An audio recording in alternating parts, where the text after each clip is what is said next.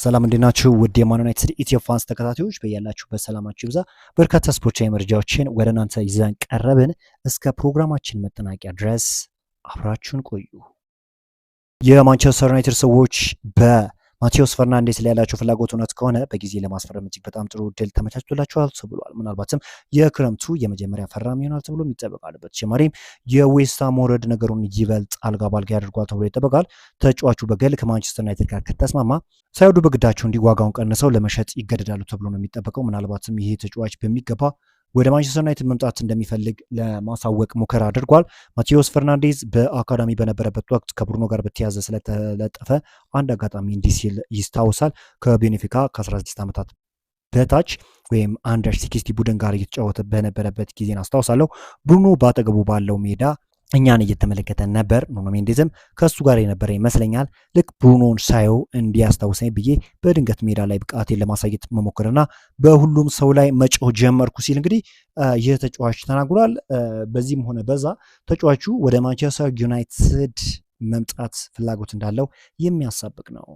ሮይ ኪን ስለ ብሩኖ ፈርናንዴዝ አወዛጋቢ የሆነ አስተያየት ሰጥቷል። ብሩኖ ከጨዋታው በኋላ ቃለመጠይቅ ሲደረግለት መለጋት ወይም የግቡ ሙከራ ማድረግ የነበሩበት ጥቂት ጊዜያት ነበሩ። ነገር ግን ኳስን አቀበልኩ ብሎ ነበር። ይህንን ያለው ራሱ አንበላቸው ነው። አንዳንድ እግር ኳስ ተጫዋቾች ወደ ጨዋታ በማቅናት ላይ ያለ እንዴት ስለ ግል ክብረ ወሰን ያስባል። ያም ሆነ ይሄ እነዚህን አሲስት እኮ ማስመዝገቡ አይቀርም።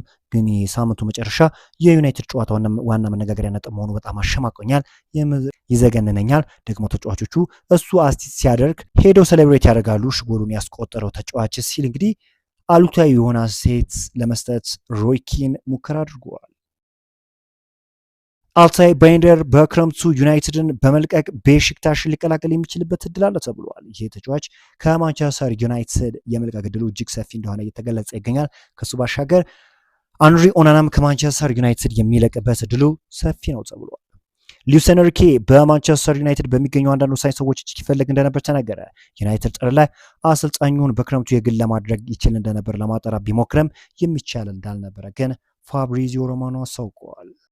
ጆዜ ሞሪኖ የዲያጎ ዳሎ ትልቅ አድናቂ በመሆናቸው ሪያል ማድሪድ በዚህ ክረምት ይህንን የማንቸስተር ዩናይትድ የመስመር ተከላካይ ለማስፈረም ጥረት እንዲያደርግ ግፊት ሊያደርጉ እንደሚችሉ ተነግሯል። ይህ ተጫዋች እንግዲህ በማንቸስተር ዩናይትድ ቤት የማይክል ካሪክ መቀጠርን ተከትሎ ራሱን ለማሻሻል ቢሞክርም ነገር ግን አሁንም ቢሆን ጥያቄ የሚነሳበት ተጫዋች ታውቃለህ። ከማንቸስተር ዩናይትድ የሚለቅ ከሆነ ሪያል ማድሪዶች ተጫዋቹን ለማስፈረም ሙከራ ያደርጋሉ ተብሎም ይጠበቃል።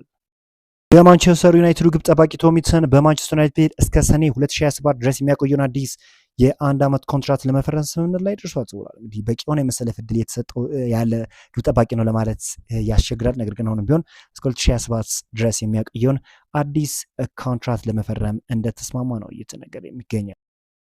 ብሩኖ ፈርናንዴዝ በዚህ ውድድር ዘመን ያስመዘገባቸው 28 የግብ ተሳትፎች ለማንቸስተር ዩናይትድ 33 የሊግ ነጥቦችን አስገኝተዋል። ይህም በፕሪሚየር ሊጉ ታሪክ ከአንድ ተጫዋች ከተመዘገበው አስደናቂ የግል ስኬቶች መካከል አንዱ ያደርገዋል እና በማንቸስተር ዩናይትድ ቤት እየሰጠ ያለው አስተዋጽኦ እጅግ አስገራሚ ነው ተብሎ ነው የሚጠቀሰው። ከማንቸስተር ዩናይትድ ሌጀንዶች ውስጥም የሚጠቀስ ይሆናል። ወደፊት እንግዲህ የዚህ ተጫዋች ስም ሲወራ ይኖራል ተብሎ ነው የሚጠበቀው። በካሪክ ስታፍ ውስጥ ቁልፍ ሰው እንደሆነ የሚነገርለት ስቴቭ እስከ ሰኔ 2028 የሚያውቀው ኮንትራት የፈረመ ሲሆን እስከ 2029 የማራዘም አማራጭ ይኖራል ተብሎ ይጠበቃል።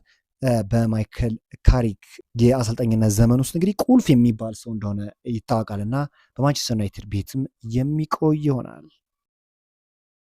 ዩናይትዶች የኢሊዮት አንደርሰንን ሁኔታ በሚገባ እየተከታተሉት ይገኛሉ ተብሏል። በክረምቱ የዝውውር መስኮት ማንቸስተር ዩናይትዶች ኢሊዮት አንደርሰንን ለማስፈረም ሙከራ ያደርጋሉ ተብሎ ይጠበቃል።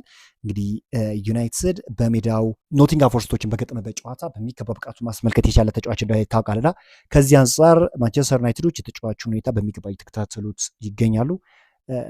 እድል የሚያገኙ ከሆነም ወይም ደግሞ ሁኔታዎች የሚመቻቹ ከሆነ ተጫዋቹን ለማስፈረም ሙከራ ያደርጋሉ ተብሎ ይጠበቃል። በዛሬው ዕለት ዩናይትድን የተመለከቱ ስፖርታዊ መረጃዎች ይህን ይመስላሉ።